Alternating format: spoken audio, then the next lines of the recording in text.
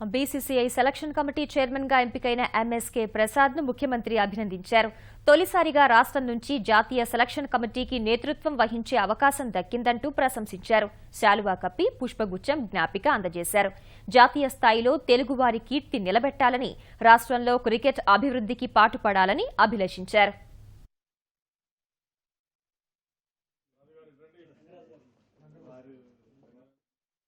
MSK Prasad గారు గత 5-6 సంవత్సరాలుగా బ్రహ్మాండమైన సర్వీస్ చేశారు. రీసెంట్గా బీసీసీఐ ప్రెసిడెంట్, సెక్రటరీ వారు వచ్చిన తర్వాత మోరపాడులో గ్రౌండ్స్ అవి చూసి we have to see to believe, చూస్తేనే కానీ నంబర్ ఉన్నట్టుగా అనిపిస్తుంది. I thought Himachal is a first in the country. ఇది చూసిన తర్వాత we are nowhere, Andhra is a role model.